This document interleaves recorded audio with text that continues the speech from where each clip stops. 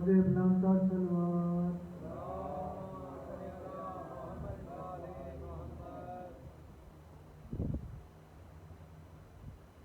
نبی کھڑے مسکرا رہے ہیں، نبی کھڑے مسکرا رہے ہیں، ابا کو مسند بنا رہے ہیں، ادب سے جبرائیل فاطمہ کو نبی کی خدمت میں لا رہے ہیں، نبی نے بھر کر گلے لگایا، ادب سے بیٹی کے ہاتھ چومے کہ کیسے وہ احترام کعبہ نبی یہ سب کو بتا رہے ہیں۔ بطول سے بغض اور محبت نبی کا معیار دوستی ہے، کسی کو گھر سے اٹھا رہے ہیں، کسی کو دل میں بٹھا رہے ہیں۔ جواب دو، گر سوائے زہرا نبی کی کچھ اور بیٹیاں تھی تو کیوں فقط فاطمہ کے بچوں کے کپڑے جنت سے آ رہے ہیں؟ جواب دو، گر سوائے زہرا نبی کی کچھ اور بیٹیاں تھی فقط حسین و حسن کا کیوں ہی فرشتے جھولا جھولا رہے ہیں؟ جواب دو، اگر سوائے زہرا نبی کی کچھ اور بیٹیاں تھی بس ایک دار فاطمہ پہ سلمان کیوں یہ جھاڑو لگا رہے ہیں؟ جواب دو، اگر سوائے زہرا نبی کی کچھ اور بیٹیاں تھی تو کیوں نبی بس برائے زہرا ستارہ دار پر بلا رہے ہیں؟ سنو اے مختار، ماجد صدا یہ آئے تو لطف آئے، سنو اے مختار اور ماجد صدا یہ آئے تو لطف آئے، ثنائے زہرا سنیں گے تم سے، ثنائے زہرا سنیں گے تم سے، رسول تم کو بلا رہے ہیں۔ واضح بلندہ سلوات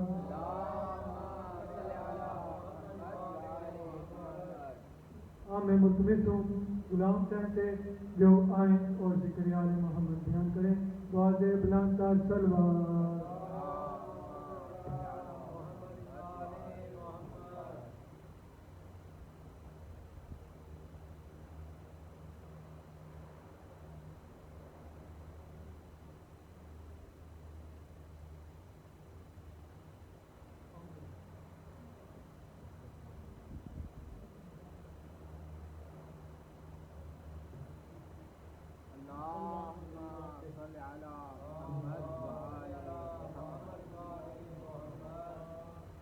سلوات پڑھو صحیح ذات سے۔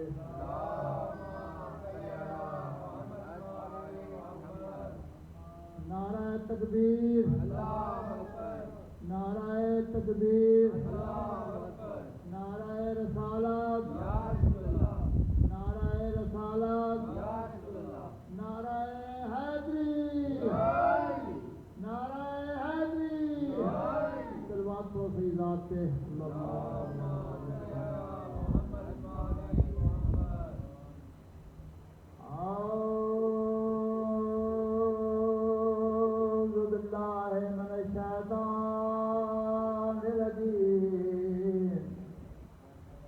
بسم اللہ الرحمن الرحیم، سلوات پڑھو صحیح ذات سے۔ الحمدللہ رب العالمین والعاقبۃ للمتقین وجنۃ للمواہبین، سلوات پڑھو صحیح ذات سے۔ الصلاۃ والسلام علی اشرف الانبیاء والمرسلین وخاتم النبیین وشفیع المذنبین وانیس الغریبین رحمۃ للعالمین، نبی ذات سے سلوات کرو۔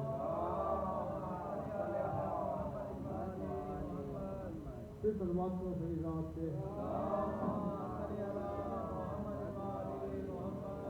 الصلاۃ والسلام علی یا سیدۃ الجلیلۃ المرضیۃ المرضیۃ العابدۃ الواحدۃ الساجدۃ المخدومۃ المحرومہ حق میراث ابیہا الذی قیل فی شانہ وما ارسلناک الا رحمۃ للعالمین، سلوات پڑھو نبی ذات سے۔ الصلاة والسلام على وزيره ومشيره وابن عمه ووارث علمه علم الأولين والآخرين علي بن أبي طالب اسد الله الغالب لا كل غالب امام المشارق والمغارب والد شفيع وشبر ساقي الحوض والكوثر قاتل مرحب والانصر فاتح بدر حنين والخبر امير المؤمنين امام ذات صلوات کرو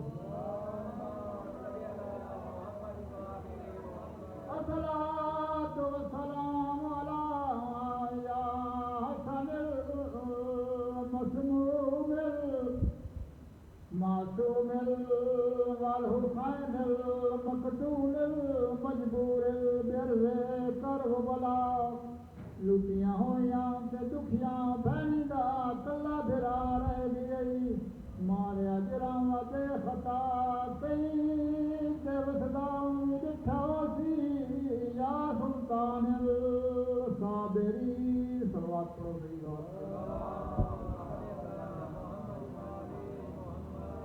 صلوات پڑھو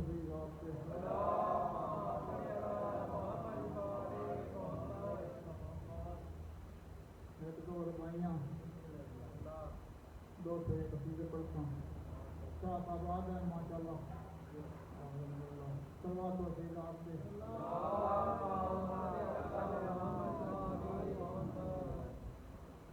سین فضا نے پوچھا سلیمان تو بتوں جی ساری زندگی نوکری دیتی سیداں دی کیا لگی گئی سلیمان نے جواب دیتا اللہ سبحانہ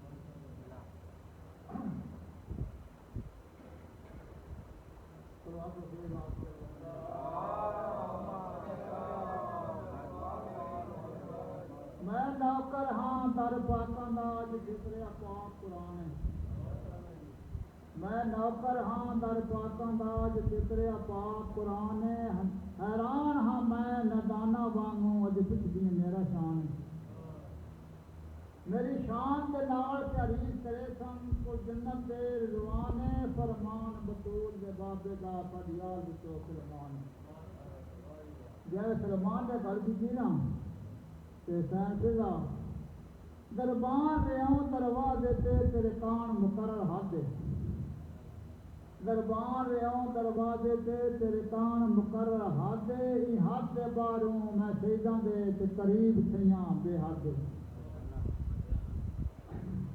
اے ہاتھ کے باروں سیداں دے تے قریب تھیاں بے حد میری ہک زیارت زہرا دی تیری سونا ملاں کے واسطے صلوات و سلام پہ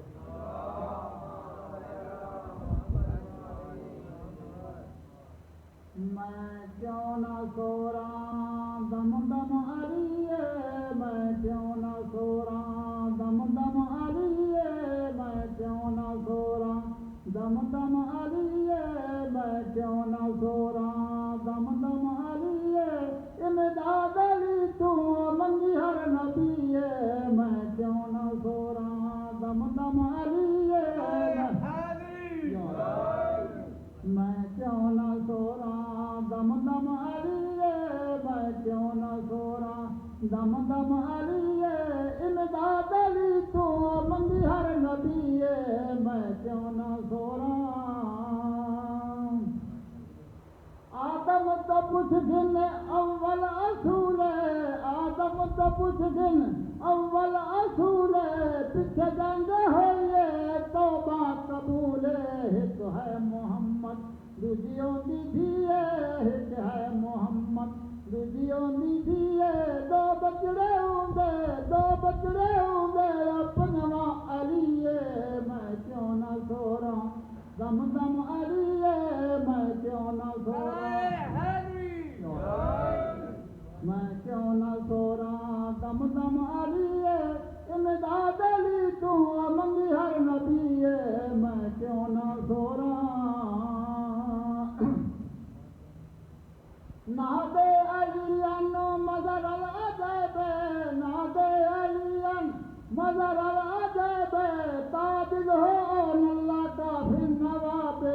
كل هم وغم ساجن جلیے كل هم وغم ساجن جلیے دیولات کا یا علی علیے میں کیوں نہ سورا دم دم علیے میں کیوں نہ سورا دم دم علیے امداد علی تو منگی ہر نبیے میں کیوں نہ سورا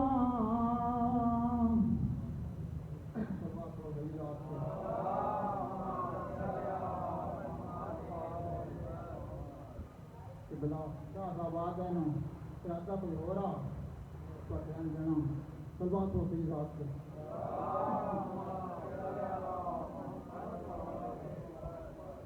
بلا سیدہ تیاری ہونگی پہیے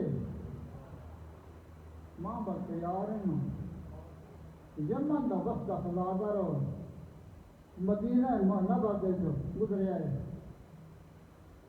سیدہ تیاری دے کے کھڑ گئے مستورہ معاملہ کر دیں پہنا جہاں عالیہ حسین مخدوم حسین پہلا قدم پہلی بار دروازے باہر رکھے نے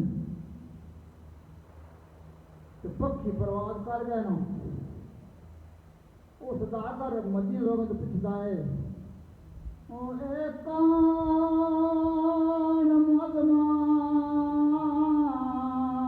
معظمان بی بی او جڑی قدام زمین تو چلی حسبی اللہ پڑھ دے پیو اکبر دا ان کی جو پہچانی ہے او تے عباس اڑن دے پکھیاں کو تے اوندی شرام طواف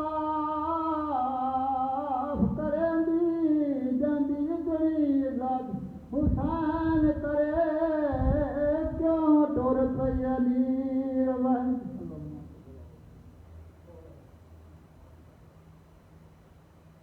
واضح بلانتار سلوات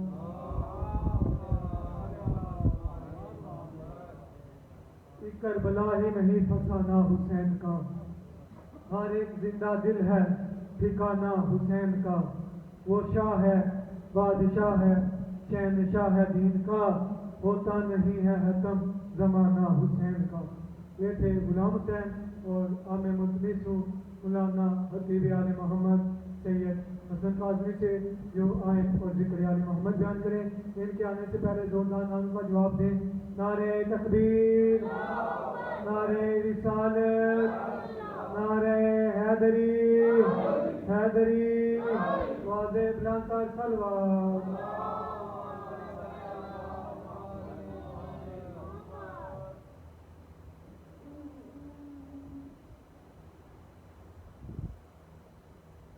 بارے دیگر کی باوجود بلند صلوات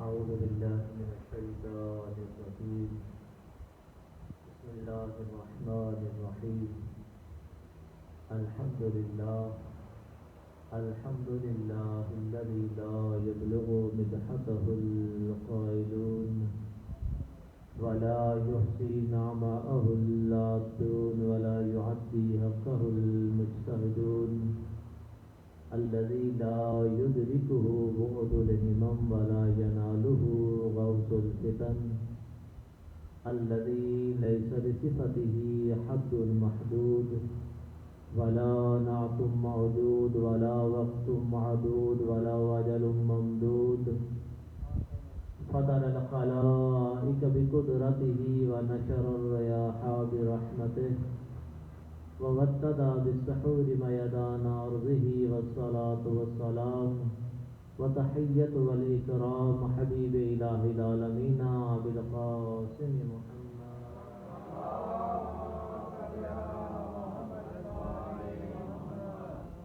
وعلى آله الطيبين الطاهرين المعصومين قال الله الحكيم في كتابه المجيد بسم الله الرحمن الرحيم وَلْتَكُنْ مِنْكُمْ أُمَّةٌ يَدْعُونَ إِلَى الْخَيْرِ وَيَأْمُرُونَ بِالْمَعْرُوفِ وَيَنْهَوْنَ عَنِ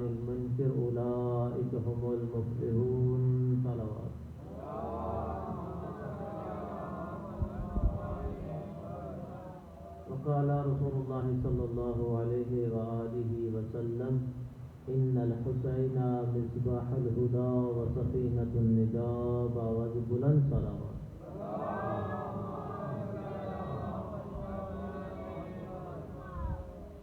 آغاز مجلس میں آپ تمام احباب سے اپیل کروں گا کہ بانیان صف اعضا و جن افراد نے یہاں عزاداری مظلوم کربلا کی بنیاد رکھی ان کے لیے جملہ مومنین جو مرحومین ہو چکے اور قبلہ مولانا تنویر شرازی صاحب کے لیے 2 علماء یہ پچھلے دنوں ایکسیڈنٹ میں شہید ہوئے ان کی ارواح کی بلندی کے لیے ایک دفعہ سورہ فاتحہ 3 دفعہ سورہ اخلاص کی تلاوت کرنا. بسم اللہ الرحمن الرحیم.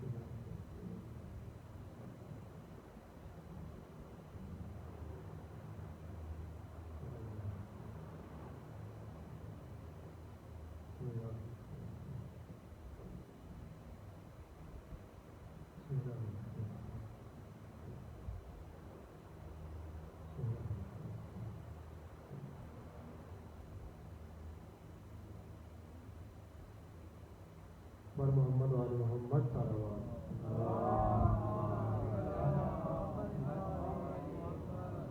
تمام بیماروں کی شفا یابی کے لیے، حاجت مندوں کی حاجات کی برابری کے لیے، بے اولادوں کو اولاد صالح کے لیے، آپ تمام احباب کی اس عبادت کی قبولیت کے لیے، بانیان صف اعضا کی مجلس کی قبولیت کے لیے اور حجت جوراں امام آخر الزمان کے ظہور میں تعجیل کے لیے بآواز بلند صلوات.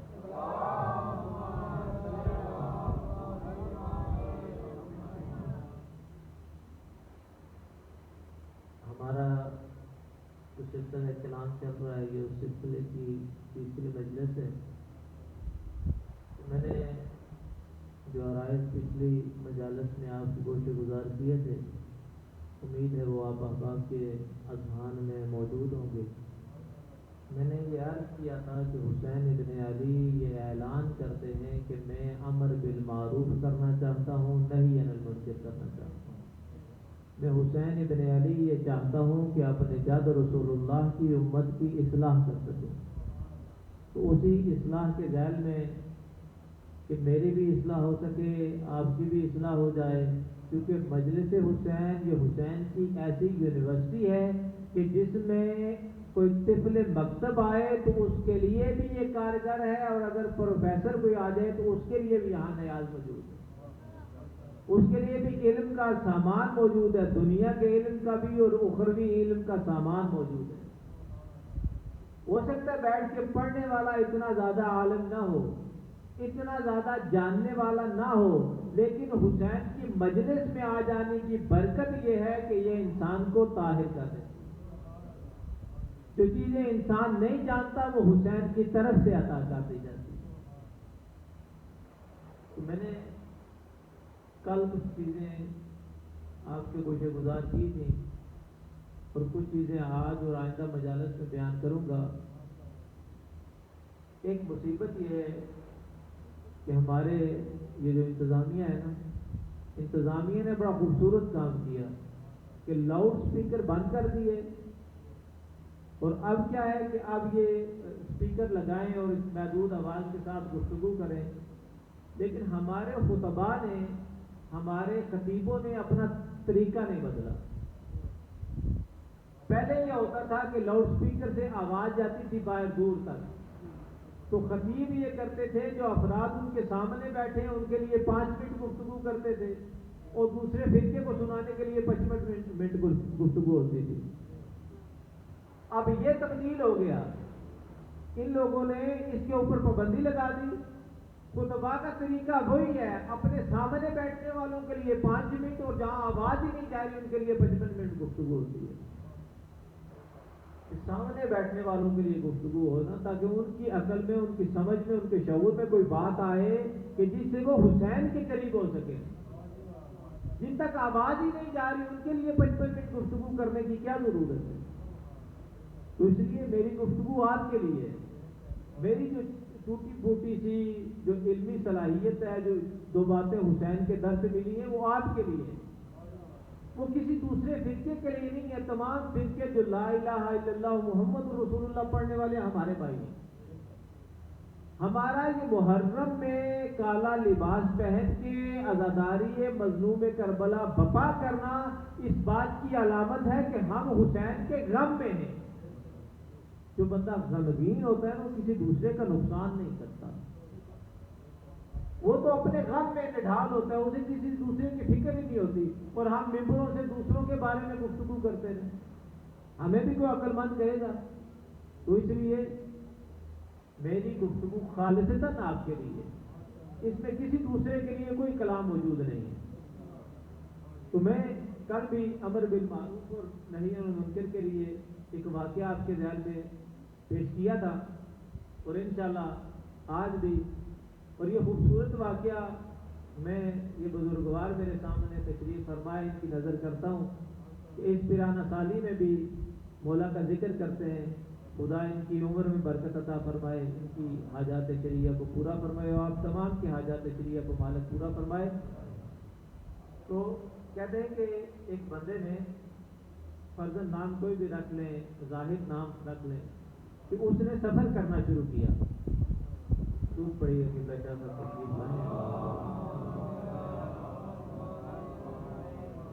اس نے سفر کرنا شروع کیا. اپنے بیوی بچوں کو کہا کہ ہمارا ارادہ ہے کہ سفر کے لیے نکلتے ہیں, گھومتے پھرتے ہیں, سیر و تفریح کرتے ہیں, انجوائے کرتے ہیں اپنی زندگی کو, تو آؤ سفر کے لیے نکلیں.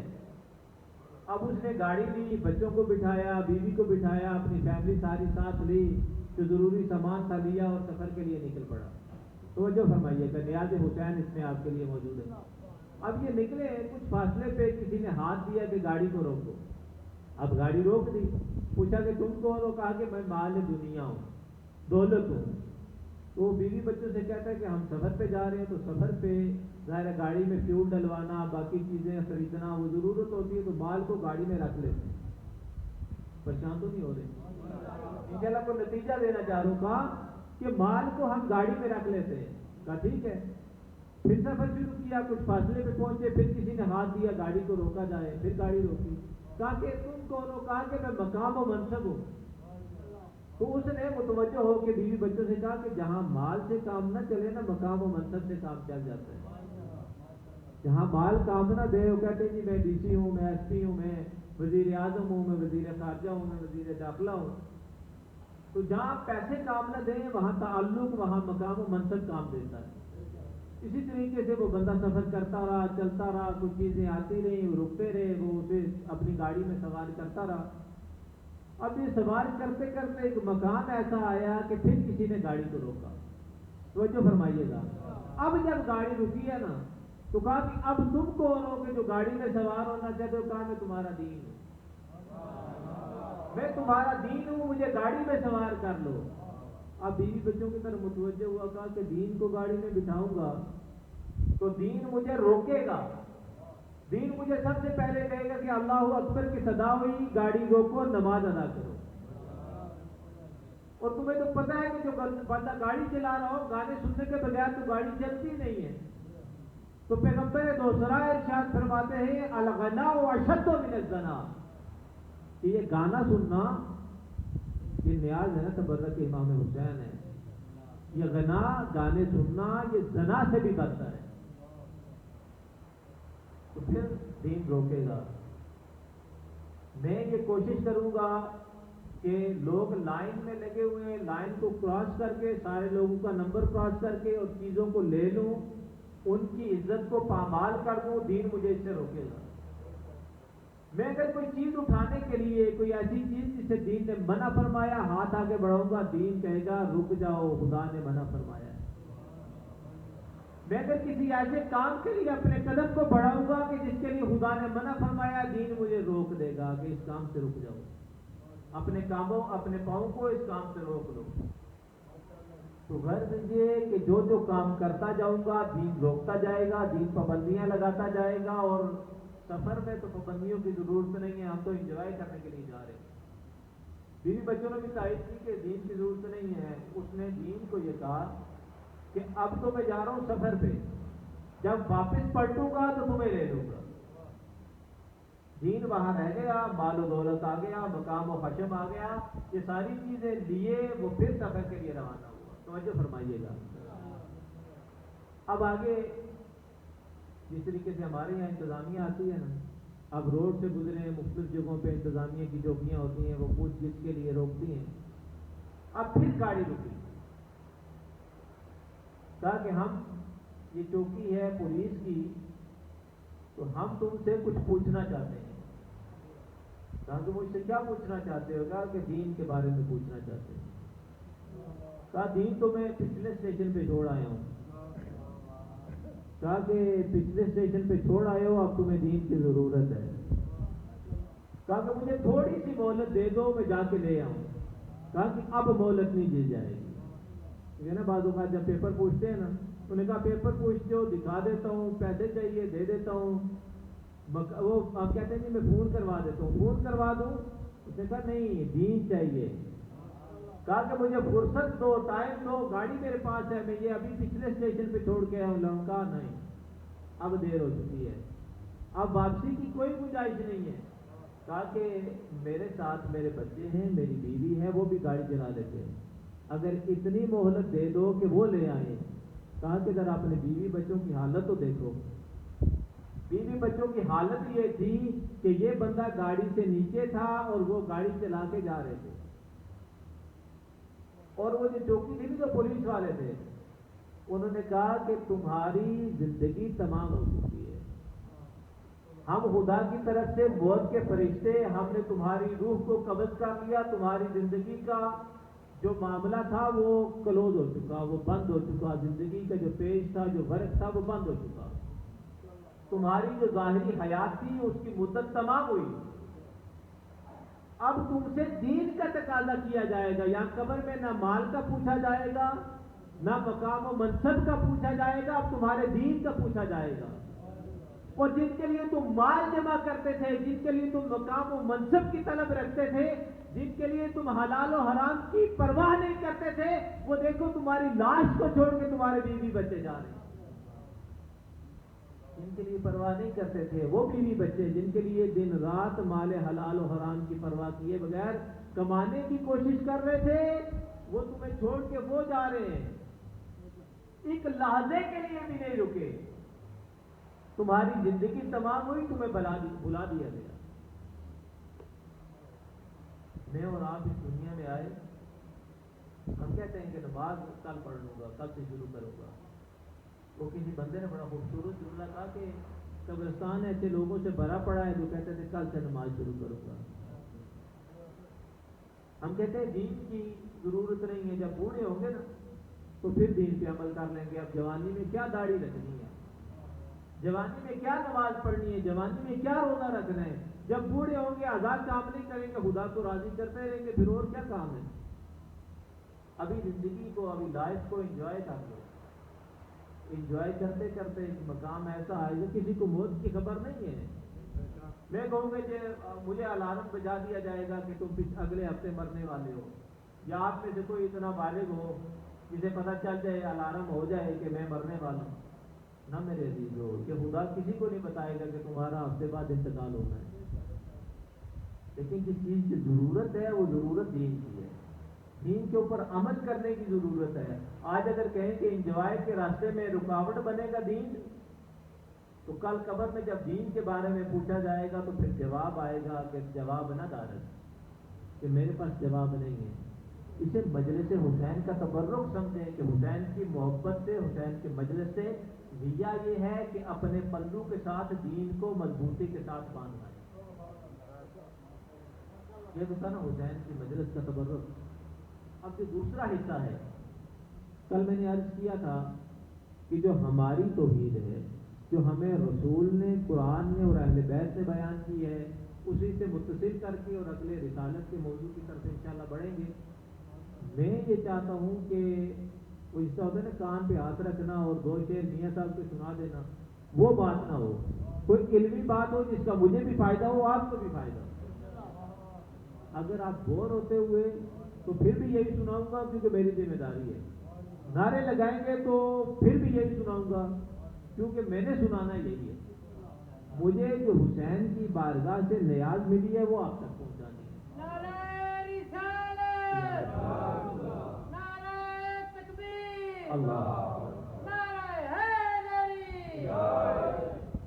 خوش ہو کے سنیں تو نیاز یہی ہے، پریشان ہو کے سنیں تو نیاز یہی ہے۔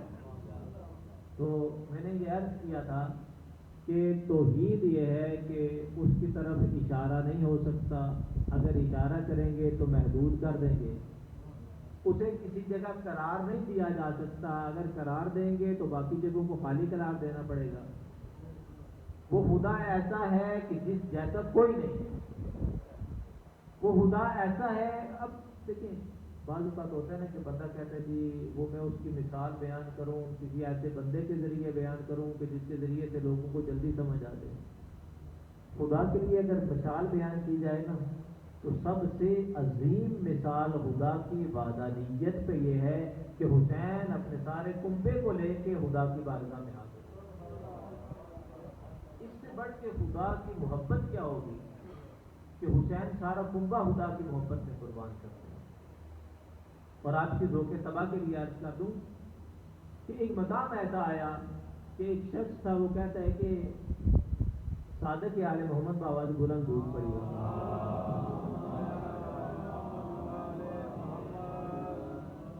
ان کی ساری باتوں سے میں ایگری کرتا ہوں، ساری باتیں مانتا ہوں، لیکن 3 باتیں ایسی ہیں جو میری سمجھ میں نہیں آتی، جن سے میں اختلاف رکھتا ہوں۔ انہوں نے کہا پہلی بات یہ ہے کہ توحید سمجھیے گا، توحید سمجھیے گا۔ پہلی بات یہ ہے، صادق آل محمد کہتے ہیں کہ شیطان کو آگ میں جلایا جائے گا، بروز حشر شیطان کو جہنم میں ڈالا جائے گا، جہنم کی آگ میں جلایا جائے گا۔ کہتے ہیں دوسرا وہ یہ کہتے ہیں کہ خدا نظر نہیں آئے گا، جو ہمارا توحید کا موضوع ہے کہ خدا نظر نہیں آئے گا۔ میں یہ کہتا ہوں کہ جب کوئی چیز ہے تو وہ نظر کیوں نہیں آئے گی؟ مثلا کہ موبائل ہے تو یہ ہے تو نظر آئے گا نا۔ یہ مثلا علم میرے سامنے سرکار ابوالفضل عباس کے علم ہے، وہ میں یہ جملہ عرض کر دوں توحید کے درمیان میں اس لیے کر دوں کہ کسی کو ہماری توحید میں یہ شک نہ رہے۔ ہماری توحید یہ ہے، مانتے اس کو ہے، حکم اس نے دیا کہ اگر کچھ پانا چاہتے ہو عباس کے در پہ آ جاؤ، جو مانگو گے عطا کروں گا۔ ایسا وسیلہ ہے عباس کے، اس کے عباس کے بازو خدا کی راہ میں گئے۔ اب جو یہ بازو لے کے عباس کی بارگاہ میں آ کے مانگے گا، خدا پہ لطف واجب ہے اسے عطا کرے۔ حسین کے اس جوان نے، حسین کے اس شہزادے بھائی نے اپنے بازو اسلام کی راہ سے قربان کیے۔ تو کہا تیسری بات جو صادق آل محمد کہتے ہیں کہ صادق آل محمد تیسری بات یہ کہتے ہیں کہ درود پڑے گا بآواز بلند،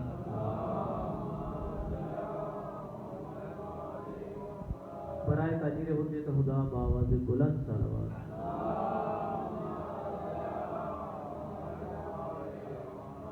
برائے مشہودی حضرت زہرا سلام اللہ علیہا بآواز بلند صلوات۔ کہتے ہیں کہ صادق آل محمد کہتے ہیں کہ انسان ہر کام جو بھی انجام دیتا ہے وہ گناہ کرے یا نیکی کرے اس کا خود ذمہ دار ہے، وہ خود ادا کرتا ہے۔ میں یہ کہتا ہوں کہ وہ خدا کی طرف سے ہے۔ خدا نے انسان کو قدرت نہیں دی، خدا نے انسان کو قوت نہیں دی، جو کرتا ہے وہ خدا کرتا ہے۔ اب یہ ہماری فقہ کا ایک مسئلہ سمجھ لیجیے گا، کوئی بندہ چلتا چلتا امیر کائنات کی بارگاہ میں پہنچا، آپ دیکھیں نا جواب تو اسی در سے ملتے ہیں نا، کیونکہ مولا ارشاد فرماتے ہیں رسول نے مجھے 1000 باب علم کے تعلیم فرمائے اور ان 1000 باب میں سے ہر باب سے 1000 باب میرے اوپر روشن ہوئے۔ تو پھر علم بھی اسی در سے ملتا ہے نا۔ وہ بندہ امام کی بارگاہ میں آیا، کہتے مولا سوال یہ کرنا چاہتا ہوں کہ آیا سارا اختیار خدا کے پاس ہے یا سارا اختیار بندے کے پاس ہے؟ اب میں نے کل ایک جملہ کہا تھا نا کہ سید الساجدین نے توحید کیسے سمجھائی ہے، اب دیکھیے کہ مولا نے اختیار کیسے سمجھایا ہے۔ مولا کہتے ہیں اس طرح کرو، اب پھر نہ منطق نہ فلسفہ نہ کلام نہ کوئی چیز، مولا بس سادہ سا کہتے ہیں اچھا یہ کرو کہ کھڑے ہو جاؤ۔ وہ کھڑا ہو گیا، کہا کہ ایک ٹانگ اٹھا کے کھڑے ہو جاؤ، ایک ٹانگ اٹھائی کھڑا ہو گیا۔ کہتے ہیں کہ اچھا آپ یہ کرو کہ دوسری ٹانگ بھی اٹھاؤ۔ کہا مولا دوسری اٹھاؤں گا تو گر جاؤں گا. کہا اتنا ہی اختیار خدا نے بندے کو دیا ہے کہ ایک ٹانگ اٹھا کے کھڑا ہو سکتا ہے, دوسری اٹھا کے کھڑا نہیں ہوگا کیونکہ بل گر جائے گا. بس کچھ اختیار اپنے پاس رکھا ہے, کچھ اپنے بندوں کو دیا ہے. کہا کیا تھا کہ یہ 3 باتوں سے میں اتفاق نہیں کرتا. تو جو اس نے کہا اتفاق نہیں کرتا, تو بعض لوگ نا سادے بن جاتے ہیں. ایک سادہ سا بندہ جسے فقیہ آل محمد کہا جاتا ہے, لوگوں کی نظر میں دیوانہ تھا لیکن آل محمد کی درسگاہ سے وہ فاضل تھا, جسے دنیا بہلول دانا کے نام سے جانتی ہے. بہلول نے کیا کام کیا؟ بہلول نے باہر سے مٹی کا ڈھیلا اٹھایا, اٹھا کے اندر پھینکا, جو بیان کرنے والے کے پیشانی پہ لگا. اب بہلول تھا ہارون رشید کا کزن, اسے اٹھا کے پکڑ کے مار سکتے نہیں تھے, مقدمہ لے کے خلیفہ کی بارگاہ میں. کہا جی تمہارے کزن نے میرے اوپر ظلم کیا, مجھے ڈھیلا مارا. کہا جی بہلول کو طلب کیا جائے. اب بہلول آ گئے. کہا جی تم نے بہلول اسے ڈھیلا مارا ہے, توجہ فرمائیے گا, تم نے اسے ڈھیلا مارا ہے. بہلول کہتے ہیں کہ مجھے یہ بتائیں کہ یہ کس چیز سے بنا ہے؟ کہا یہ بنا ہے مٹی سے. کہا تو میں نے مٹی کا ڈھیلا مارا ہے نا, مٹی کو مٹی کیسے لگ سکتی ہے؟ کہا مٹی سے مٹی لگ سکتی ہے. کہا جب قرآن کی روح سے صادق آل محمد کہتے ہیں کہ شیطان کو جلایا جائے گا, تو یہ کہتے ہیں آگ کو آگ کیسے جلا سکتی ہے؟ جب آگ کو آگ نہیں جلا سکتی تو پھر مجھے یہ بتاؤ کہ مٹی کو مٹی کیسے لگ سکتی ہے؟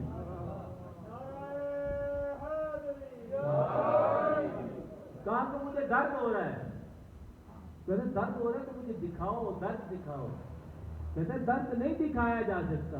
کہتے تم خود ہی کہتے ہو کہ جب کوئی چیز ہوگی تو نظر آئے گی, خدا ہے تو خدا نظر آئے گا, اگر درد ہے تو نظر آئے گا نا, مجھے درد دکھا دو. کہتے درد نظر نہیں آتا. کہا جو درد دینے والا ہے وہ نظر نہیں آتا تو درد دینے والا کیسے نظر آئے گا؟ جس نے درد دیا اگر درد نظر نہیں آتا تو وہ درد دینے والا نظر کیسے آئے گا؟ یہ تو ہی سمجھائے کہ تم کہتے ہو کہ قیامت والے دن خدا نظر آئے گا. صادق آل محمد کہتے ہیں قیامت والے دن بھی نظر نہیں آئے گا, کیونکہ ان آنکھوں میں اتنی طاقت ہی نہیں ہے کہ اس کے دیدار کر سکے. پھر اس بندے نے کہا کہ مجھے اس بندے نے مارا ہے, اسے سزا دی جائے. کہتے ہیں ابھی چند لمحے پہلے تم یہ کہہ رہے تھے کہ جو کام جو فعل انجام ہوتا ہے اس کا فاعل خدا ہوتا ہے, جو کام ہوتا ہے وہ کرنے والا خدا ہوتا ہے.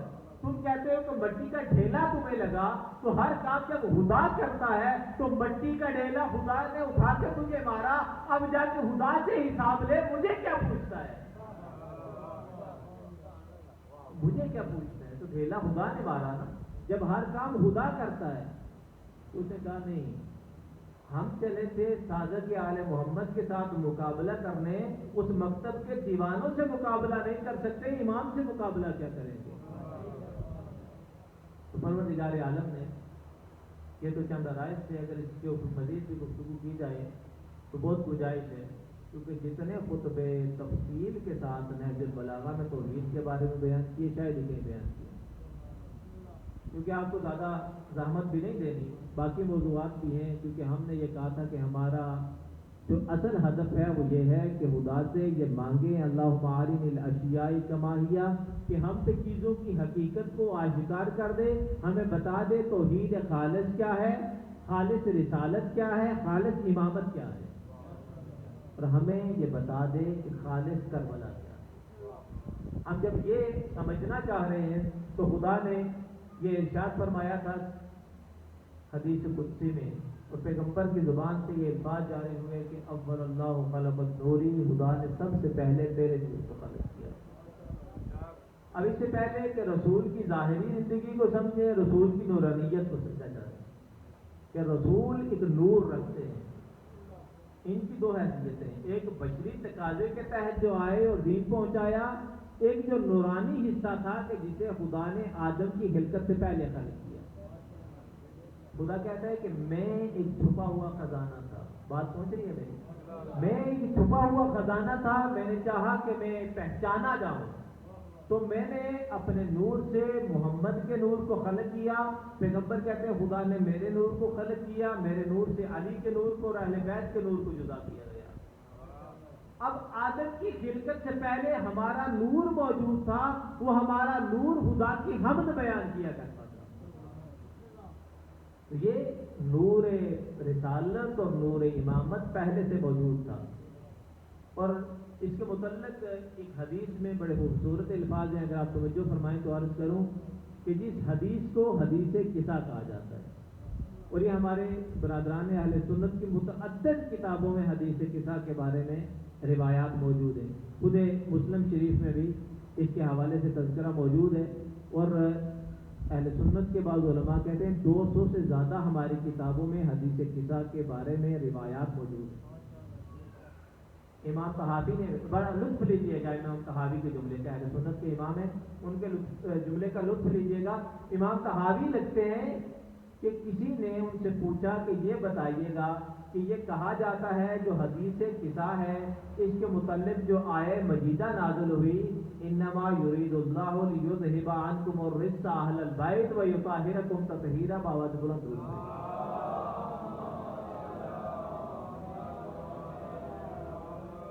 کہتے ہیں کہ سوال کرنے والے نے یہ سوال کیا کہ اس میں رسول خدا کی ازواج بھی موجود ہیں, وہ نبی کی بیویاں جو ہماری مائیں ہیں.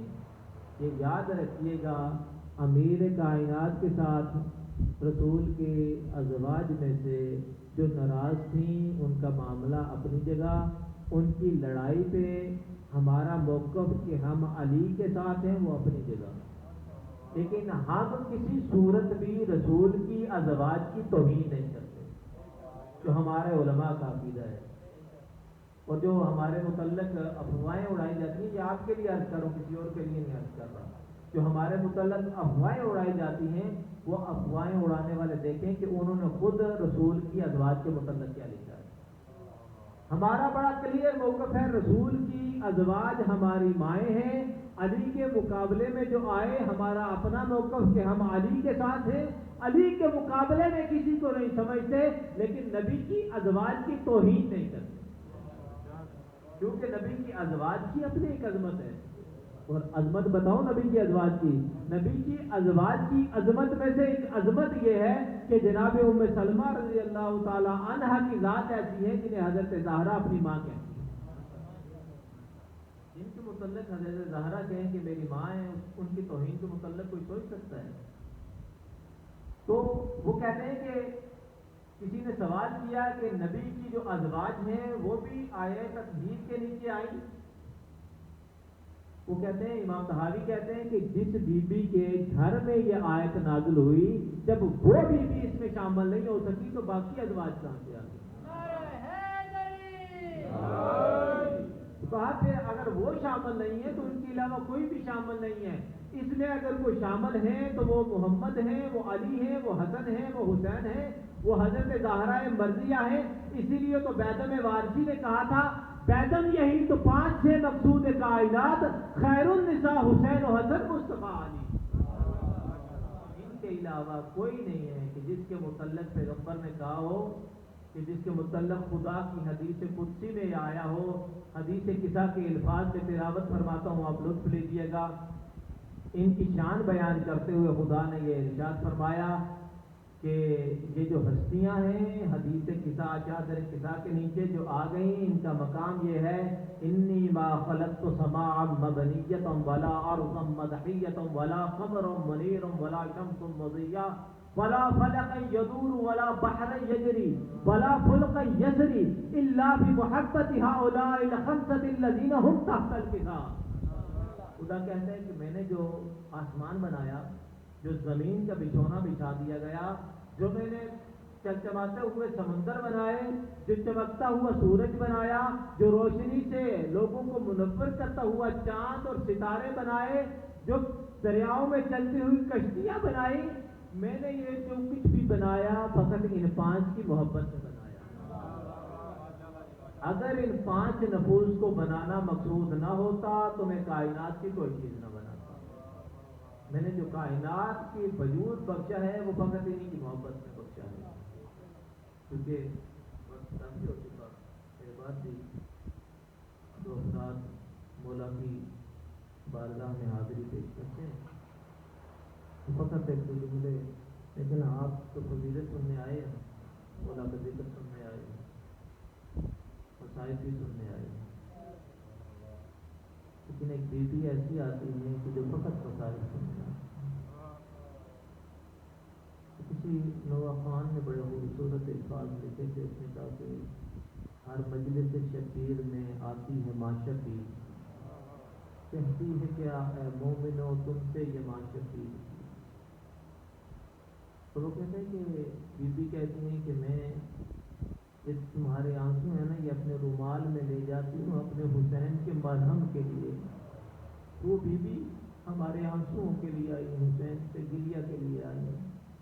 اس بی کے بارگاہ میں پہنچنے کے لیے 2 جملے ہو جائیں تاکہ میری اور آپ کی عبادت مکمل ہو جائے۔ عزادارو، بندہ کہیں کسی کرائے کے مکان پہ بھی ہو، اسے چھوڑنا بندے کے لیے بڑا مشکل ہوتا ہے کہ میرا یہاں بچپن گزرا، میرا لڑکپن گزرا، میری جوانی گزری، اس کی در و دیوار کے ساتھ میری یادیں وابستہ ہیں، وہ بندہ اسے چھوڑنا گوارا نہیں کرتا۔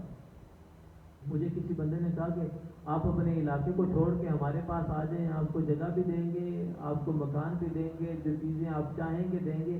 ان کا اپنے علاقے کو نہیں چھوڑ سکتا، میں نہیں چھوڑ سکتا۔ میرے علاقے میں کیا ہے؟ میرے باپ دادا ہے نا، میری یادیں، میرا باپ دادا حسین سے زیادہ قیمتی ہے۔ میرے نانے کی اگر قبر ہے تو حسین کے نانے سے زیادہ محترم تو نہیں ہے۔ اگر میرے کسی عزیز کی قبر ہے تو وہ حسین کے عزیزوں سے زیادہ محترم تو نہیں ہے۔ نازاداروں، رلاتی یہی بات ہے کہ حسین کو جب مدینہ چھوڑنے کا کہا گیا نا، حسین پہلے اپنے نانا کے مرکز پہ آئے، اپنے آپ کو نانا کی قبر پہ گرایا۔ عزاداروں، نانا سے کچھ باتیں کی، کہا نانا میں آپ کے شہر مدینہ کو چھوڑنا چاہتا ہوں۔ نانا آپ کتنے خوش قسمت کہ آپ بھی مدینہ میں موجود۔ بھائی حسن کو آپ نے اپنے پاس رکھ لیا، میری والدہ کو اپنے پاس رکھ لیا۔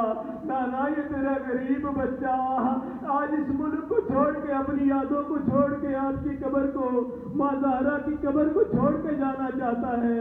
رسول نے کہا ہوگا نازدارو، حسین جس حسن کو امیر کہہ رہے ہو، تمہارے مزار پہ کروڑوں لوگ آئیں گے، حسن کو سلام بھی نہ کرنے دیا جائے گا۔ پھر حسین مولا اپنی والدہ کی قبر پہ گئے، اپنے آپ کو والدہ کی قبر پہ گرا کے کچھ باتیں کی، کہا نانا کے امت کے لوگ مجھے آپ کی مرکز کے قریب نہیں رہنے دینا چاہتے۔ ماں آپ کی قبر سے جدا ہونا حسین کے لیے ایسے ہے کہ جیسے روح کا جسم سے پرواز کر جانا۔ ماں آپ یہاں رہ جاؤ گی، آپ کا بیٹا تن تنہا کربلا میں شہید کر دیا جائے گا۔